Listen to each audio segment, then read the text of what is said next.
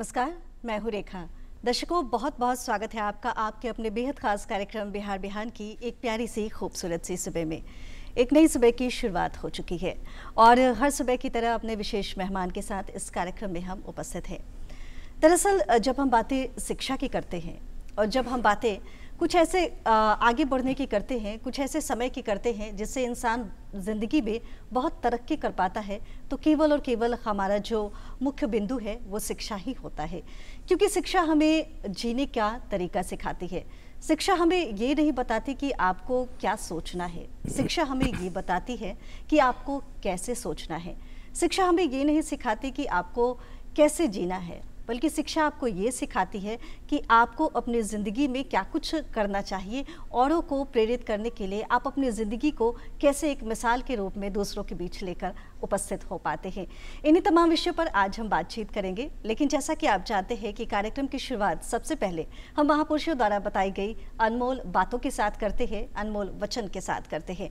तो आइए देखते हैं और जानते हैं क्या है आज का अनमोल वचन। अगर तुम सूरज की तरह चमकना चाहते हो तो पहले सूरज की तरह जलो। Doctor APJ Abdul Kalam.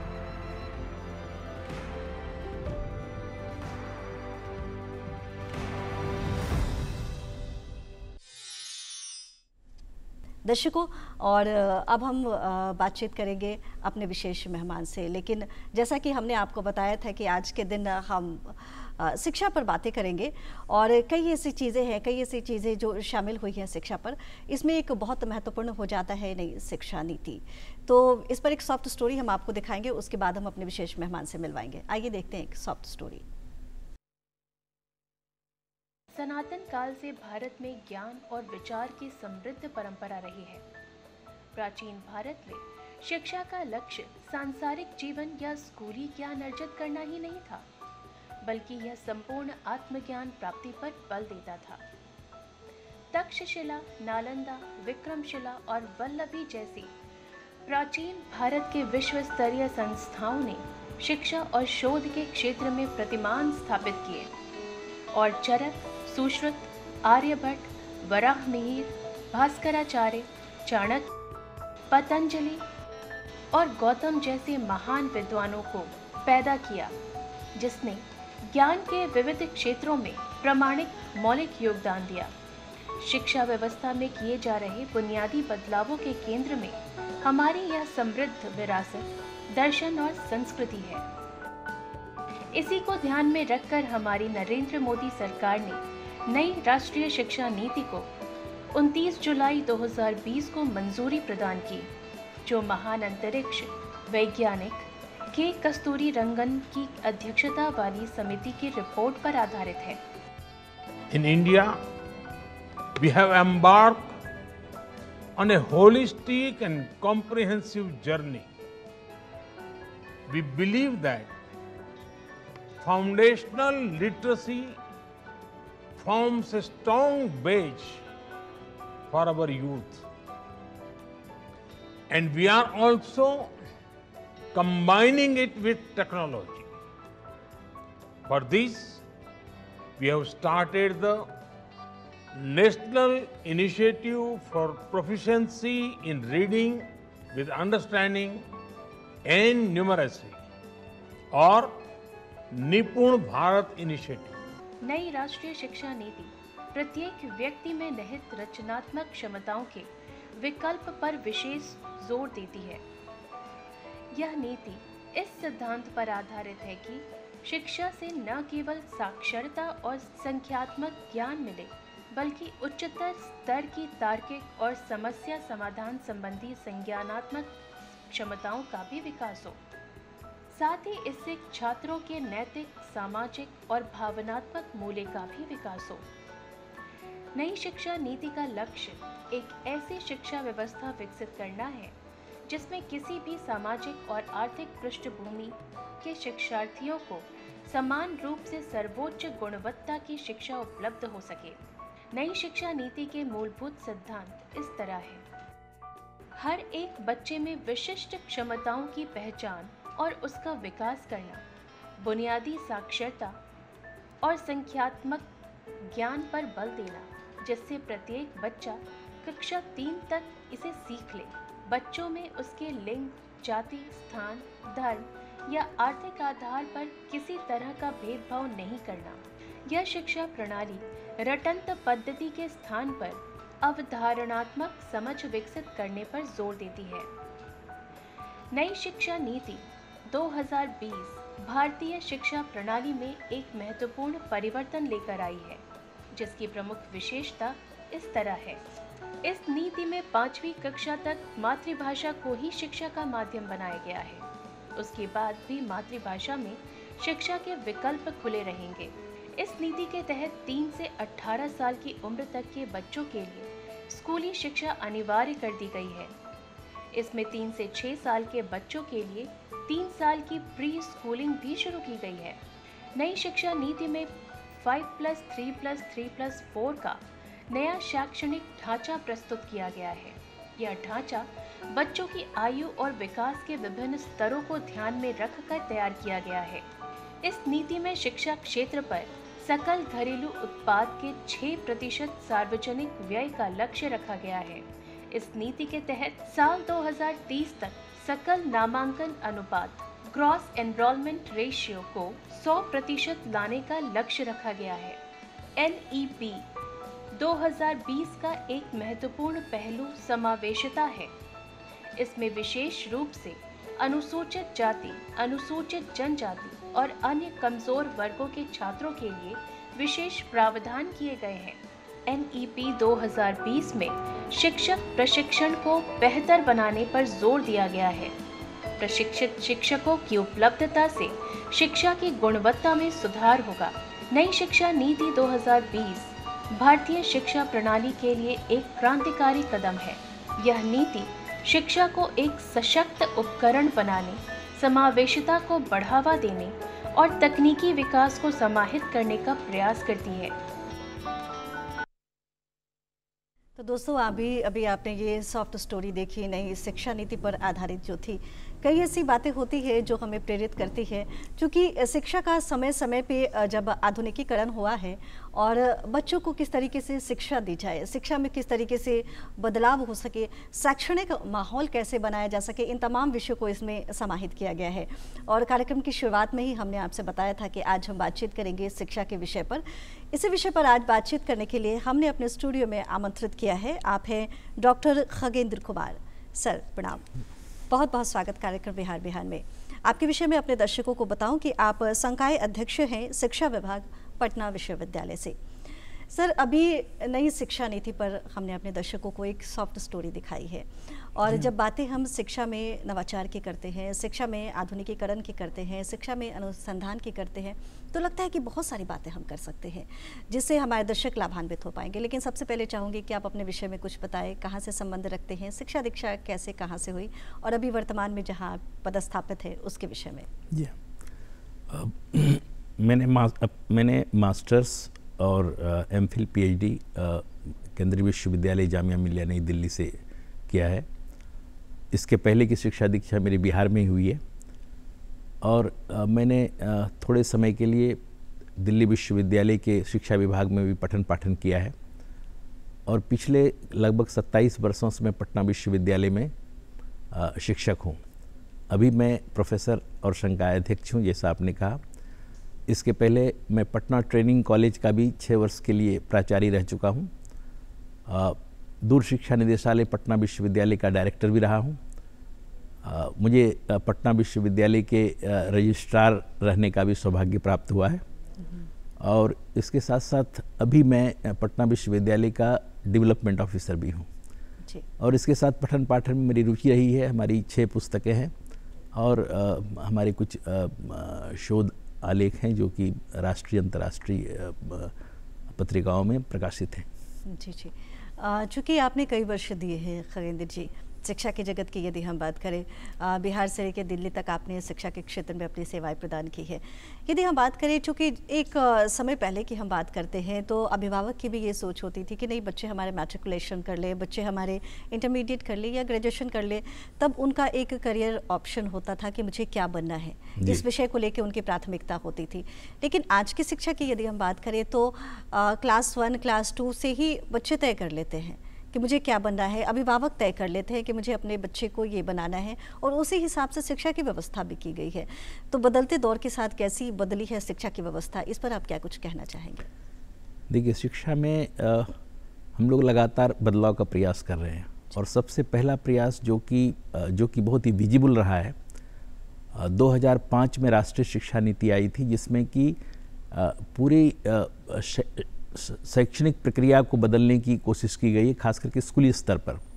क्योंकि हमारे यहाँ जो पठन पाठन का तरीका रहा है, उसमें आमतौर पर हम बच्चों पर ज्ञान को थोपते हैं या फिर उनको जो कुछ हमारे पास है उसको ट्रांसफ़र कर देते हैं। इस तरह हम नहीं सोचते हैं कि बच्चे कुछ अपनी सोच रखें, कुछ ज्ञान की सर्जना करें। क्योंकि एक मिसनोमर है, मतलब लोग आमतौर पर समझते रहे हैं कि ये जो ज्ञान की सर्जना है ये उच्च शिक्षा के स्तर पर या पीएचडी के स्तर पर होगी।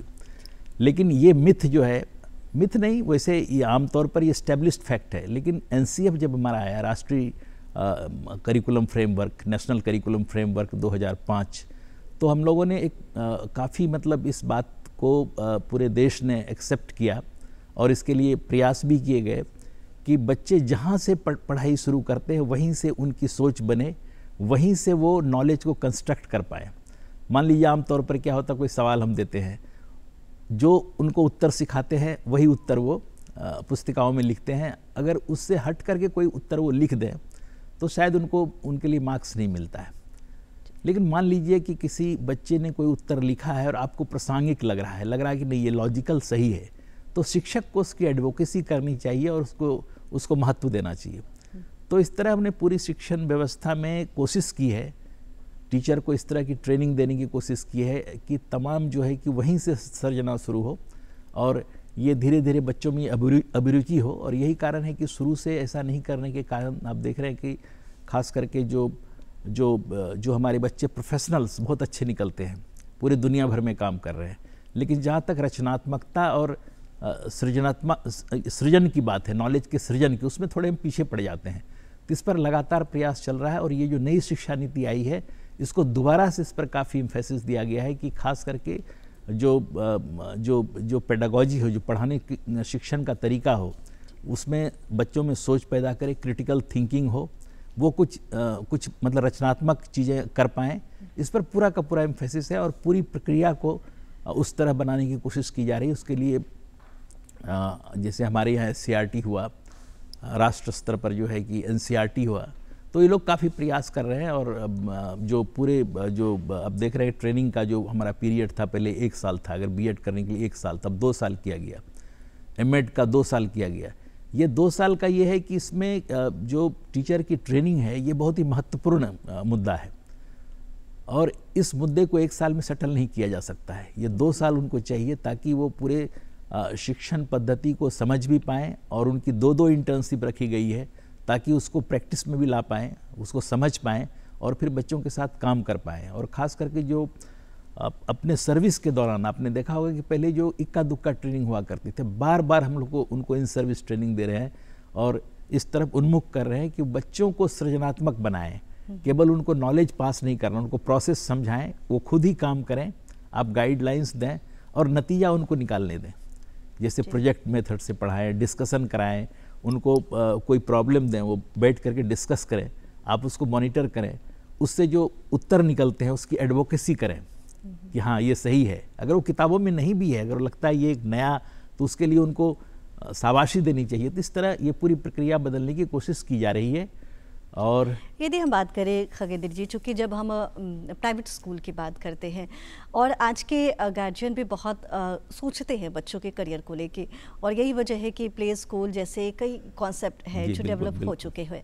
और यदि हम अपने स्तर की बात करें, यदि हम सरकारी विद्यालयों की बात करें, योजनाएं कई बनाई गई है, वस्त्र से लेके साइकिल योजना तक चलाई जाती है, मध्याह्न भोजन योजना तक चलाई जाती है। कोशिश होती है कि बच्चे विद्यालय तक आए, उनको शिक्षा मिल सके। लेकिन एक आंगनबाड़ी का कॉन्सेप्ट भी आपने डेवलप किया है और उद्देश्य यही है बच्चों को शिक्षित किया जाए, विद्यालय में जाने के पहले ही बच्चों को शिक्षित किया जाए। तो किस उद्देश्य के तहत ये किया गया और कैसे करने की ये प्रक्रिया है, इसके विषय में क्या कुछ बताएंगे? आपने बहुत महत्वपूर्ण मुद्दे की तरफ इशारा किया है। एक्चुअली ये पहली बार है हमारी जो राष्ट्रीय शिक्षा नीति 2020 आई है, ये पहली बार है कि प्री स्कूल एजुकेशन, बच्चे जब स्कूल स्टार्ट करें कक्षा 1 से, उससे पहले की शिक्षा पर जो है इतना बल दिया गया हो, और ख़ास करके एक संस्थागत रूप में। पहले ये थे जो हमारे प्राइवेट स्कूल्स हैं, वहाँ पर आपने देखा होगा कि प्री स्कूल एजुकेशन की व्यवस्था है आमतौर पर अच्छे स्कूल्स में, लेकिन हमारे सरकारी विद्यालय जो कि हमारे पूरी शिक्षा की रीढ़ है, वहाँ पर बच्चे क्लास 1 से शुरू करते थे। और पहले क्या था कि परिवार के सोच और विद्यालय के सोच में बहुत अंतर नहीं था। पेरेंट्स भी सोचते थे अगर बच्चों को कुछ डांट फटकार या कुछ उनकी मतलब पिटाई हो जाती है तो वो उसको अच्छा ही मानते थे। तो अब यह है कि परिवार की सोच और विद्यालय में के सोच में बहुत अंतर हो गया है। इसके लिए भी ज़रूरी है कि प्री स्कूल एजुकेशन, और ये 3 साल का प्री स्कूल एजुकेशन और प्लस क्लास 1, कक्षा 1 और 2, ये फाउंडेशन स्टेज कहलाता है। ये जो जो नया करिकुलर स्ट्रक्चर आया है न्यू एजुकेशन पॉलिसी के तहत, ये जो 3 से 8 साल की शिक्षा जो है ये फाउंडेशन स्टेज है। और इस फाउंडेशन स्टेज में जो है कि बच्चे को खास करके ये जो प्ले वे मेथड से पढ़ाना, उनको मतलब इंटरेस्ट पैदा करना, मतलब शिक्षा में अभिरुचि, खोजने में अभिरुचि, पेंटिंग में अभिरुचि, मतलब उनको 3 साल में उनकी पूरी अभिरुचि बनेगी, तब वो कक्षा 1 में जाएंगे।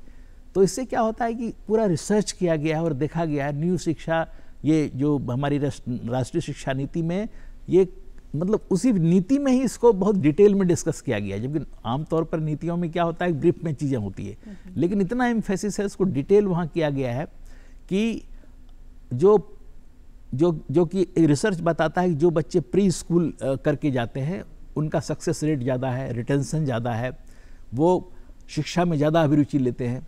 तो ये एक बड़ा पक्ष है, क्योंकि जब आप एक एज के पहले विद्यालय में जाते हैं और आपकी कोशिश होती है, और विद्यालय में जो भी रहते हैं, जैसे आंगनवाड़ी जैसा कॉन्सेप्ट डेवलप किया गया है, और कोशिश होती है कि बच्चों के मन को, उनके मस्तिष्क को तार्किक बनाया जाए, क्योंकि वो सीखने की उम्र होती है बच्चों के प्री एजुकेशन पर। तो क्या कुछ कहना चाहेंगे आप? देखिए, ये संस्थागत रूप हम इसको दे रहे हैं। जैसे हमारे केंद्रीय विद्यालय हैं, वहाँ पर बाल वाटिका 1, 2, 3 वो स्टार्ट हो चुका है। और अभी जैसे बिहार में हम लोग पहला साल और दूसरा साल 3 से 4, 4 से 5 ये शिक्षा हम लोग, इसके लिए हम लोग जितने भी हमारे आंगनवाड़ी सेविकाएं हैं उनको ट्रेन किया जा रहा है, स्पेशली खास करके अभी BBOS हमारा जो ओपन स्कूलिंग है उसके थ्रू उनको कोर्स कराया जा रहा है, और उनको वेल इक्विप किया जा रहा है। वहाँ पर प्ले वे मेथड के लिए सारे इक्विपमेंट्स भी लगभग भेजे जा चुके हैं। और 1 साल की बाल वाटिका जो है वो स्कूल में शुरू करने की योजना है, जो अभी शुरू नहीं हो पाई है, लेकिन उसको फाइनली स्कूल के साथ ही जोड़ दिया जाएगा। जी, कई ऐसी योजनाएं हैं जो चलाई जा रही है, और उद्देश्य एक ही होता है कि बच्चे शिक्षित हो सके, हमारे यहाँ शिक्षा का स्तर बढ़ सके। चलते चलते क्या कुछ मैसेज देना चाहेंगे सर हमारे कार्यक्रम के दर्शकों को? एक्चुअली मैं इस संदर्भ में ही कहना चाहूँगा, जो हमारे शिक्षक हैं या पेरेंट्स हैं, कि बच्चों में खास करके उनकी जो अपनी सोच है उनको पनपने में मदद करें। स्कूल में जो नई प्रणाली अपनाई जा रही है, बच्चे ये जो हमारे पेरेंट्स हैं वो खास करके चाहते हैं कि हमारे बच्चे आमतौर पर प्रोफेशनल बने, एक अच्छे प्रोफेशनल बने, अच्छी उनकी कमाई हो, लेकिन उनके साथ साथ ये भी बहुत ज़रूरी है कि ज्ञान का भंडार सूखे नहीं। ये जो नॉलेज की क्रिएशन का जो, अगर नॉलेज को हम क्रिएट नहीं कर पाएंगे, धीरे धीरे हमारा भंडार सूख जाएगा, उसके बाद फिर हम जो है कि जहाँ के तहाँ रह जाएंगे। इसलिए हम जो है दुनिया की दौड़ में तभी अपने को स्थापित कर पाएंगे जबकि हम ज्ञान की सृजना करते रहें। और ज्ञान का देखिए रूप अलग अलग होता है। अगर अमेरिका में कोई ज्ञान क्रिएट किया जाता है तो उनके संदर्भ में हो सकता है बहुत मुफीद हो, हमारे लिए मुफीद नहीं हो। तो अपने संदर्भ में, भारतीयता के संदर्भ में, जैसे कि पुराने हम ज्ञान की बात करें, न्यू एजुकेशन, ये नेशनल एजुकेशन पॉलिसी में कहा गया कि स्पिरिट जो हमारे जो ओल्ड यूनिवर्सिटीज़ थे, जो नालंदा, तक्षशिला जैसे, वहाँ से हमने लिया है, वो मल्टी डिसिप्लिनरी थे। तो उसी तरह की सोच हमको, अपनी सोच या अपना जो है कि एक सर्जना, और अपने संदर्भ में, क्योंकि जो नॉलेज का भी एक संदर्भ होता है, तो हम कई चीज़ें बाहर से लेते हैं, तो अपना कुछ क्रिएट करें, अपने हिसाब से क्रिएट करें। हमारे इंजीनियर्स जो है मॉडल्स अपने हिसाब से बनाएं। जी बिल्कुल सर, क्योंकि हमारा जो बिहार है ये ज्ञान की धरती भी है। और बिल्कुल सही कहा आपने, यदि बच्चे जो है आप ज्ञान की जो शक्ति है उसको समझे और उसको इंट्रोवर्ट और एक्सट्रोवर्ट दोनों तरीके से यूज़ करें, तो कहीं ना कहीं वो बहुत आगे जाएंगे, बहुत तरक्की करेंगे। बहरहाल इस कार्यक्रम में आपका शामिल होने के लिए बहुत बहुत शुक्रिया कि आपने समय निकाला और इतनी महत्वपूर्ण विषय पर आपने चर्चा की। Thank you so much. धन्यवाद। आज जो हमारी बातचीत होगी वो बातचीत होगी सोशल मीडिया के ऊपर। कैसे इसकी उपयोगिता है और किस तरीके से सोशल मीडिया का दुरुपयोग होता है, इसके क्या लाभ है, इसके क्या नुकसान है, इन तमाम विषयों पर बातचीत करने के लिए हमने अपने स्टूडियो में एक एक्सपर्ट को आमंत्रित किया है। लेकिन एक सॉफ्ट स्टोरी के माध्यम से हम आपको बताने की कोशिश करेंगे सोशल मीडिया के बेनिफिट और इसके साइड इफ़ेक्ट्स। आइए देखते हैं। आज के डिजिटल युग में सोशल मीडिया जीवन का अभिन्न हिस्सा बन चुका है। हम हर पल तरह तरह की जानकारी, मनोरंजन, ज्ञान और विज्ञान के लिए इस पर निर्भर करते हैं। स्मार्टफोन के साथ सिमटती दुनिया में आज कोई भी सोशल मीडिया से अछूता नहीं है। यह दुनिया को एक नए तरीके से जोड़ने में सक्षम हुआ है, लेकिन इसके साथ ही इसके कई दुष्प्रभाव भी सामने आए हैं।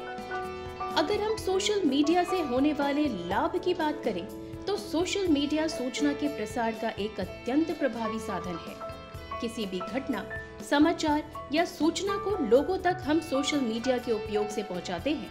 सोशल मीडिया ने व्यक्तिगत और व्यावसायिक संबंधों के निर्माण में एक नया आयाम जोड़ा है। इस प्लेटफॉर्म का उपयोग पेशेवर संबंधों को मजबूत बनाने के लिए किया जाता है। सोशल मीडिया के माध्यम से लोग न केवल नए दोस्त बनाते हैं बल्कि अपने पेशेवर नेटवर्क को भी बढ़ाते हैं। सोशल मीडिया का एक और बड़ा लाभ यह है कि यह मनोरंजन का एक प्रमुख स्रोत बन गया है। YouTube, Facebook और Instagram जैसे प्लेटफॉर्म्स पर लोग वीडियो, संगीत, कला और अन्य मनोरंजन से जुड़ी सामग्री देख सकते हैं। विभिन्न प्रकार के हेल्थ, एजुकेशन, समर्पण और अन्य सामाजिक मुद्दों पर आधारित समूह सोशल मीडिया पर बनाए गए हैं। इन समूहों में लोग अपनी समस्याओं को साझा करते हैं और एक दूसरे की मदद करते हैं, और न केवल मदद करते हैं बल्कि महत्वपूर्ण जानकारी और संसाधन भी साझा करते हैं। आज के समय में शिक्षा के क्षेत्र में सोशल मीडिया की भूमिका अत्यंत महत्वपूर्ण है। छात्र छात्राएं अब सोशल मीडिया के माध्यम से मुफ्त में शिक्षण सामग्री प्राप्त कर सकते हैं और अपनी पढ़ाई को बेहतर बना सकते हैं। इसके अलावा कई संस्थान और शिक्षक ऑनलाइन कक्षाएं प्रदान करते हैं जो शैक्षिक क्षेत्र को नया रूप दे रही है।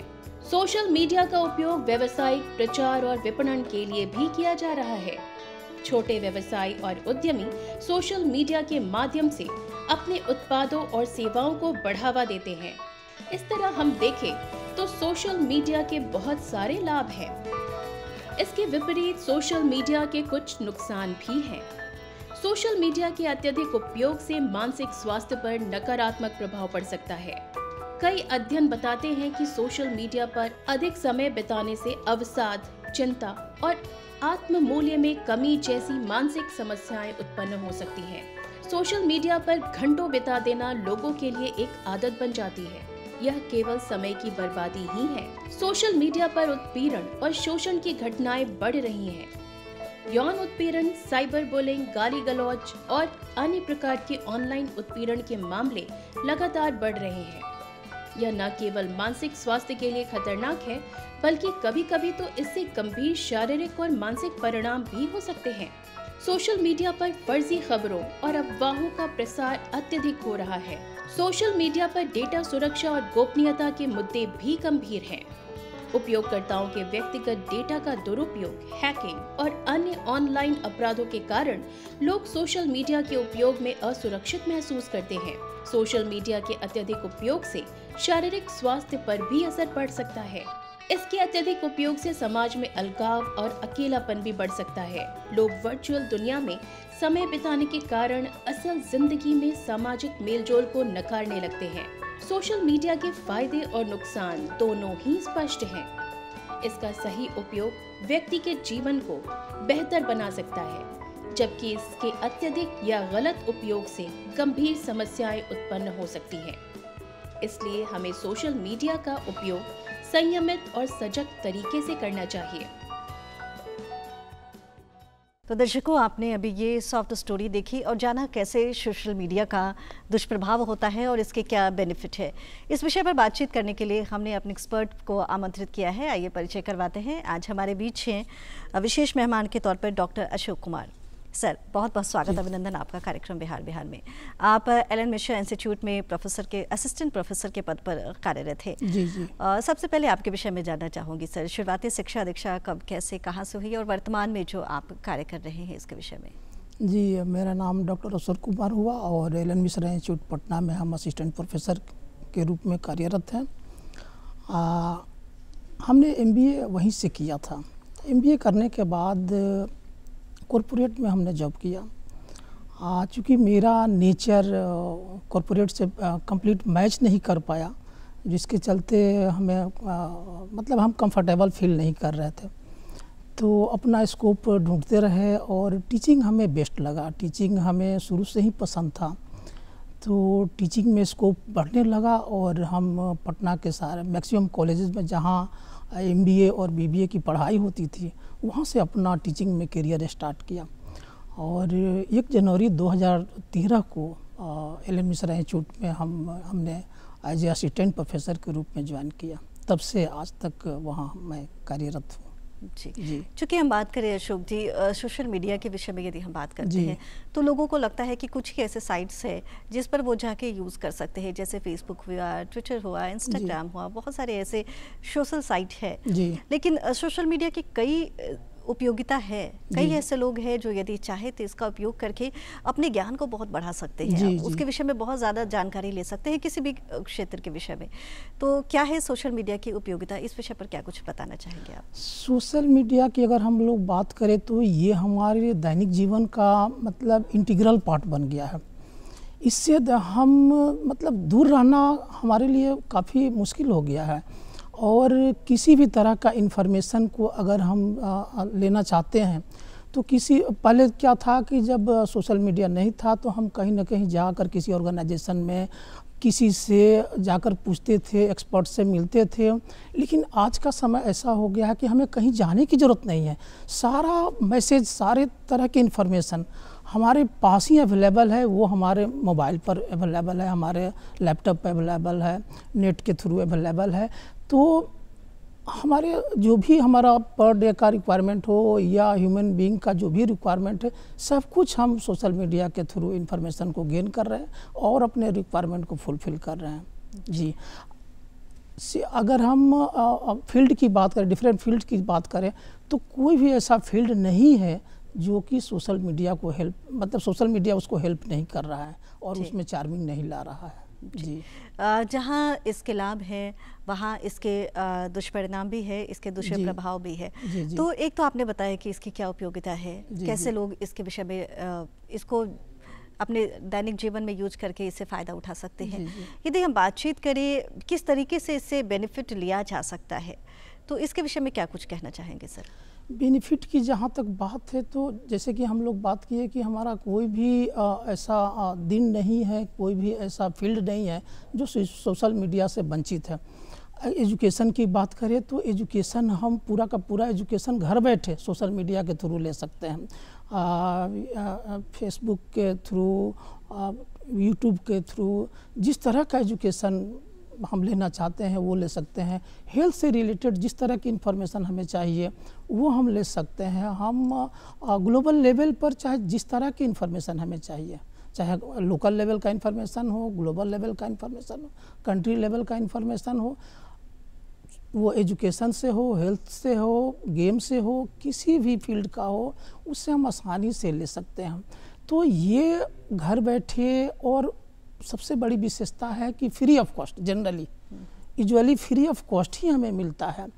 तो इतना सरल और आसान तरीके से हम सारे इन्फॉर्मेशन को घर बैठे ले सकते हैं और किसी भी हम मतलब किसी भी जगह पर हो, कहीं भी हो, शहर में हो, गांव में हो, चाहे कितना भी इंटीरियर एरिया में हो, हमें कहीं कोई परेशानी नहीं होती है और सारा इन्फॉर्मेशन को हम लोग गेन कर रहे हैं। जी। जब हम सोशल मीडिया के फ़ायदे की बात करते हैं सर, तो हम बिल्कुल नहीं भूल सकते उस कोरोना काल को, जब सारे स्कूल्स बंद थे, कॉलेजेस बंद थे, लेकिन बच्चों की शिक्षा निरंतर चालू रहे, निरंतर उनकी पढ़ाई होती रही। इसके लिए ऑनलाइन क्लासेस की भी व्यवस्था की गई थी। बच्चे मोबाइल के माध्यम से भी, सोशल साइट के माध्यम से भी अपनी शिक्षा को वो कंटिन्यू कर रहे थे। तो ये एक बहुत बड़ा बेनिफिट है। लेकिन जहाँ तक इसके फ़ायदे हुए हैं वहाँ इसके नुकसान नुकसान भी है। जी, तो जी। इसके दुष्प्रभावों से कैसे बचा जा सकता है, इसके विषय में कुछ बताएं सर। दुष्प्रभाव तो इसका है ही है। जैसे कि पहले कोरोना की अगर आपने बात की तो कोरोना के पहले हम लोग देखते थे कि बच्चों को खासकर मोबाइल से दूर रखते थे, इंटरनेट से दूर रखते थे क्या। और कोरोना जब आया तो सारा कनेक्शन हमारा बंद हो गया, एक दूसरे से मिलना, कहीं जाना आना और बंद हो गया, जिसके चलते हम अपने इंफॉर्मेशंस को, अपने मैसेज को शेयर नहीं कर पाते थे और सारा हमारी एक्टिविटीज़ बंद हो गई थी। तो हमारा एक ही सहारा था सोशल मीडिया, और सोशल मीडिया उस पीरियड में काफ़ी हमें हेल्प किया और ये बता दिया कि हम बिना सोशल मीडिया के रह नहीं सकते हैं। और जो भी हमारा रिक्वायरमेंट था, जो हम बाहर जाकर उसको गेन करते थे, उससे हम अपने अपने रिक्वायरमेंट को फुलफिल करते थे। जब हम सोशल मीडिया के फ़ायदे की बात करते हैं सर, तो हम बिल्कुल नहीं भूल सकते उस कोरोना काल को, जब सारे स्कूल्स बंद थे, जी जी, कॉलेजेस बंद थे, लेकिन बच्चों की शिक्षा निरंतर चालू रहे, निरंतर उनकी पढ़ाई होती रही। इसके लिए ऑनलाइन क्लासेस की भी व्यवस्था की गई थी। बच्चे मोबाइल के माध्यम से भी, सोशल साइट के माध्यम से भी अपनी शिक्षा को वो कंटिन्यू कर रहे थे। तो ये एक बहुत बड़ा बेनिफिट है। लेकिन जहाँ तक इसके फ़ायदे हुए हैं, वहाँ इसके नुकसान भी है। तो इसके दुष्प्रभावों से कैसे बचा जा सकता है, इसके विषय में कुछ बताएं सर। दुष्प्रभाव तो इसका है ही है। जैसे कि पहले कोरोना की अगर आपने बात की तो कोरोना के पहले हम लोग देखते थे कि बच्चों को खासकर मोबाइल से दूर रखते थे, इंटरनेट से दूर रखते थे क्या। और कोरोना जब आया तो सारा कनेक्शन हमारा बंद हो गया, एक दूसरे से मिलना, कहीं जाना आना और बंद हो गया, जिसके चलते हम अपने इंफॉर्मेशंस को, अपने मैसेज को शेयर नहीं कर पाते थे और सारा हमारी एक्टिविटीज़ बंद हो गई थी। तो हमारा एक ही सहारा था सोशल मीडिया, और सोशल मीडिया उस पीरियड में काफ़ी हमें हेल्प किया और ये बता दिया कि हम बिना सोशल मीडिया के रह नहीं सकते हैं। और जो भी हमारा रिक्वायरमेंट था, जो हम बाहर जाकर उसको गेन करते थे, उससे हम अपने अपने रिक्वायरमेंट को फुलफिल करते थे, वो घर बैठे ही सारा चीज़ हम एडॉप्ट करने लगे और उसका बेनिफिट लेने लगे, अपने रिक्वायरमेंट को फुलफिल करने लगे। तो सोशल मीडिया तो आज के डेट में, सोशल मीडिया की शुरुआत तो 1997 में ही अमेरिकन एक बिजनेसमैन ने स्टार्ट किया था और उनका सोच ये था कि हम पूरे ग्लोबल लेवल पर लोगों को जोड़ें।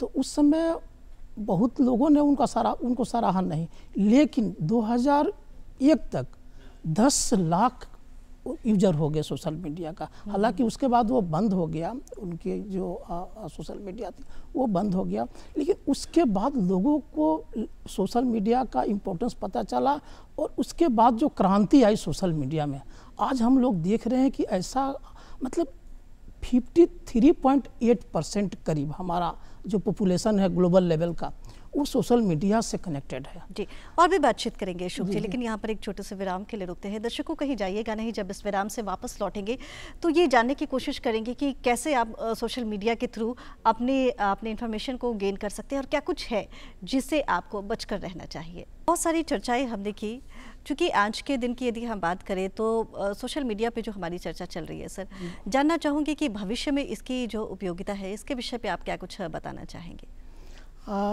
भविष्य में तो इसका उपयोगिता बढ़ते जा रहा है और अगर हम भविष्य की बात करें तो जो एरिया सोशल मीडिया से वंचित है, जो लोग वंचित हैं, तेज़ी से वो भी सोशल मीडिया के यूजर होते जा रहे हैं।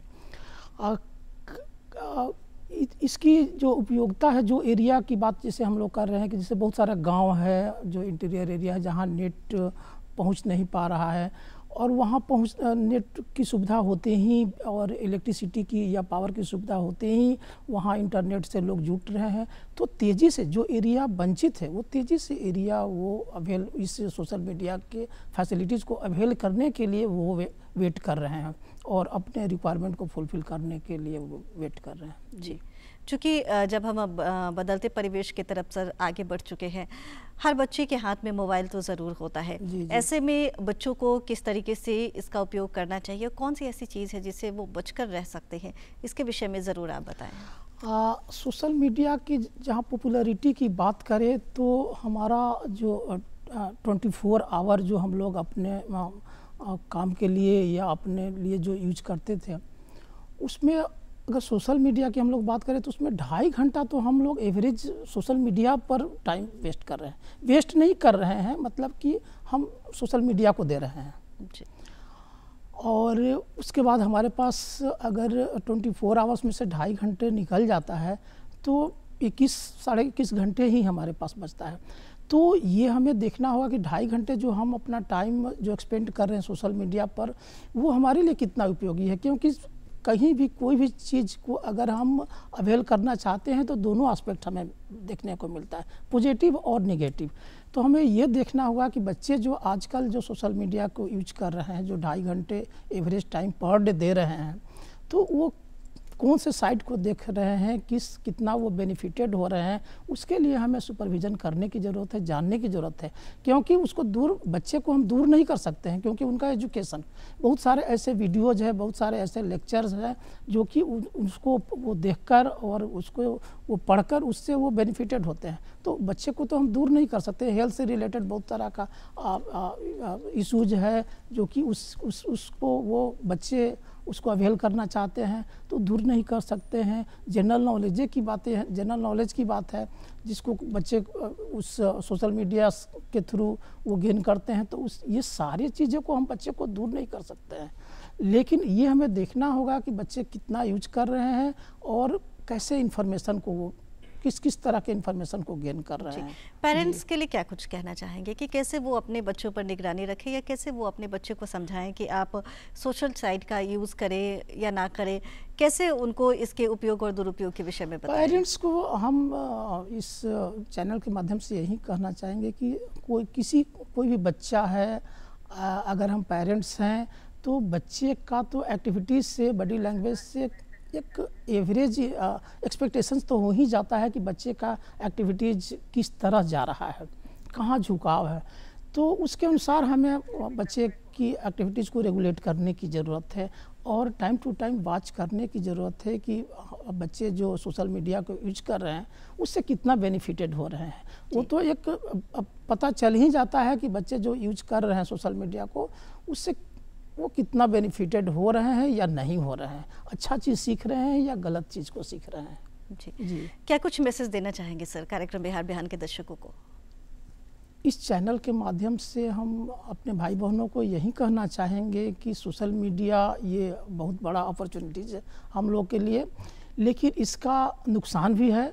तो हमें इतना तो नॉलेज है ही है कि हमें किस तरह के फ़ायदा उससे उठाने की ज़रूरत है, किस तरह के फैसिलिटीज़ को अवेल करने की ज़रूरत है। तो अधिक से अधिक हम सोशल मीडिया के फ़ायदे को लें और जहाँ तक हमें जो ड्रॉबैक है उसको हमें अवॉइड करने की ज़रूरत है, इग्नोर करने की ज़रूरत है। जी, बहुत बहुत शुक्रिया सर कि आप इस कार्यक्रम में शामिल हुए और सोशल मीडिया पर इतनी महत्वपूर्ण चर्चा आपने की। Thank you so much for coming here. तो दोस्तों, आप देख रहे थे ये विशेष बातचीत जो हम कर रहे थे अशोक कुमार जी से। कैसी लगी आपको हमारी आज की ये बातचीत और कैसा लगता है कार्यक्रम बिहार बिहान? इस कार्यक्रम के विषय में आप अपनी राय, अपनी प्रतिक्रिया हम तक लिख भेजिए। नोट कीजिए हमारा पता है निदेशक बिहार बिहान, दूरदर्शन केंद्र, फ्रेजर रोड, पटना 800001। हमारा ईमेल एड्रेस है director.ddkpatna@gmail.com।